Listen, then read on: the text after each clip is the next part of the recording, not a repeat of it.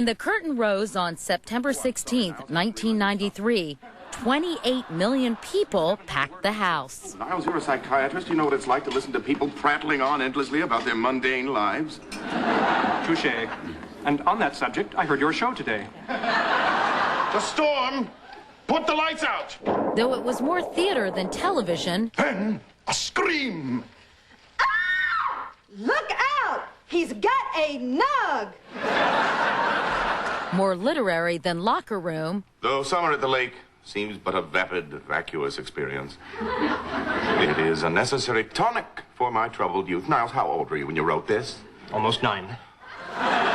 America liked the taste. Harry came running in and she said, "You guys, we're all #1." You know. Frasier would be crowned the highest-rated new show of the season. People are much smarter than we give them credit for. This is the only show I know of that actually still remembers that, though. Television critics from coast to coast applauded loudly, too. Smartly written, witty, and absurdly human, said one. A splendid act, raved another. Dad, as usual, your simple homespun wisdom has pricked the balloon of Frasier's pomposity. Instead of dumbing down, they boldly played up to the audience, peppering the scripts with literary references. Not since Quasimodo strolled the streets of medieval Paris have so many people uttered the phrase, "That poor man." And multisyllabic words. Loquacious. Vindictiveness. Treacle machine. Marinating in your own testosterone. A glottal quality to the occlusion of your diphthongs. People could watch the show to study for their SATs. Why did you guys want to incorporate such a highfalutin vocabulary? Because we think that Frasier talks that way. Did you ever worry, though, you might be getting just a tad too highbrow? No. Between Daphne, the working class, and Martin, the working class, Roz with her sexual predilections, there's a wide panoply. Right. Is that a good word to use? That's an excellent word. That's a good ding, ding, ding. Of humor that you can draw from. Strike. The physical humor hit funny bones, too. From old-fashioned slapstick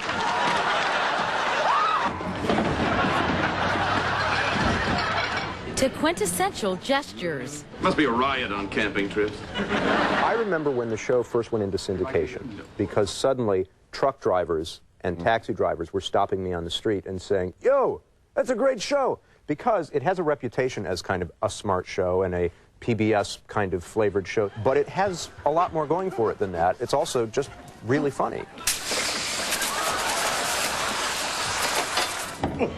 And people fall over and get hit with things. Oh, hello, Niles. It has kind of a great mix. What's your nose all bent out of shape about? This is mine and it's big. Frasier may have been a star vehicle in name, but it was a Winnebago in spirit, thanks to the lead actor who generously shared the spotlight.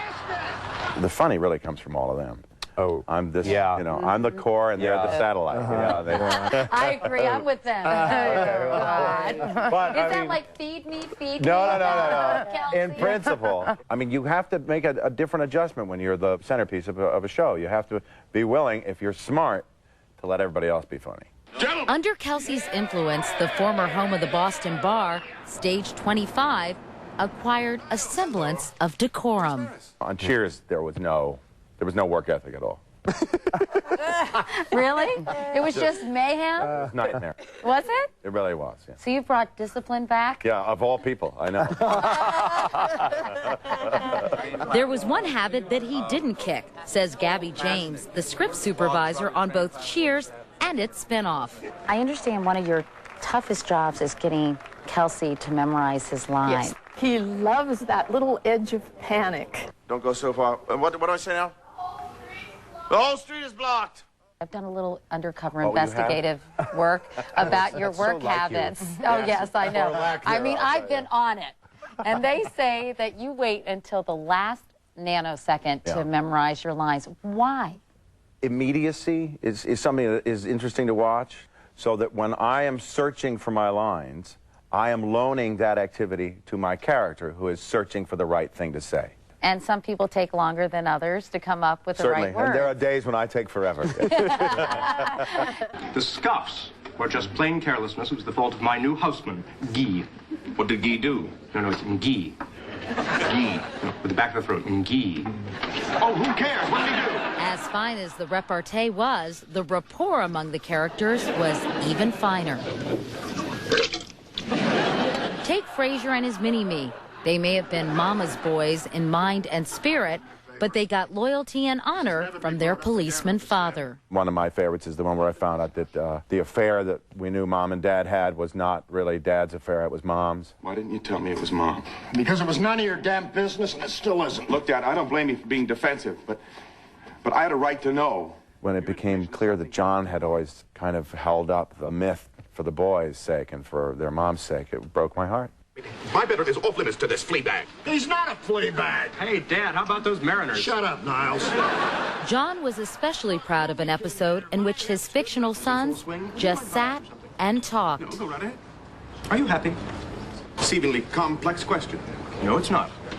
Yes, it is. No, it's not. Either you're happy or you're not. Oh, are you happy? No, but we're not talking about me. They gave us probably 25 minutes of basically these two fellows here just sitting in a coffee shop talking. It was just great and very daring to do that. Shall we? Romantic love figured prominently too. Boy met girl, after girl, after girl, after girl, after girl. When you're finished with his dad's. Oh, no! Be my guest! Boy met boy too. Where's Dad? He's in the kitchen with his boyfriend. Oh! I am not gay, Guy.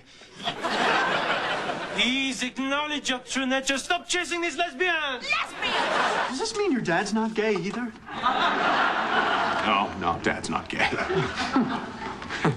But Niles, come on. I love you too. No doubts about Roz. Happy now? How can you just toss him aside after such a tender display of affection? I can do it with men too. Yeah. Whore of Babylon. Yes, Missy, Roz is quite promiscuous. I have not slept with as many men as Roz. I'm out of here. Oh, Roz, please, No, wait. I can't stay. The fleet is in. Are you in love with Daphne? Oh, Daphne, I adore you. Intertwined throughout a delicately choreographed courtship. Adore you too. I love doing Moondance with you because we just had a ball doing That's right. That was the first one Moondance was the first one I directed. directed. Yeah, that was a great show. That, by the way, had one of my favorite lines. You think I don't see the way you look at Daphne? What are you implying? Take my word for it. You're sticking a fork in the toaster here. Well, my muffin's stuck. It was not intended to be sort of a love connection that would last for 11 years. Is that forbidden? In every sense of the word. But it really took on a life of its own. You'd like to stay with Maris, but you'd like to have an affair with Daphne. Yes. Can I do that? No, you can't. Even the unseen Maris became larger than life. You know that Maris loves you, right? But it's still nice to hear it. I imagine it would be, but let's stick to attainable goals. When your mother would get mad at me, I'd just grab her, bend her backwards, and give her a kiss that made her glad she was a woman. I can't do that with Maris. She has abnormally rigid vertebrae. She'd snap like a twig. Maris is like the sun, except without the warmth. Somehow, all the one-liners added up to stories with surprising emotional depth. When you invited me down to Duke's, it felt like we were finally getting closer. It was a momentous step. It was a beer. Not to me. It was validation. Finally, I was one of the guys you wanted to hang out with. The best thing about Frasier is it wasn't always just looking for a laugh. Unlike Seinfeld, it wasn't a show about nothing. It was a show about caring. The one thing that unites all the characters in the show Frasier is how much they care about what they're doing and about the people in their lives. When we return, a tragedy in the family. I would feel so enraged. I would think that that kind of loss would be next to impossible to reconcile.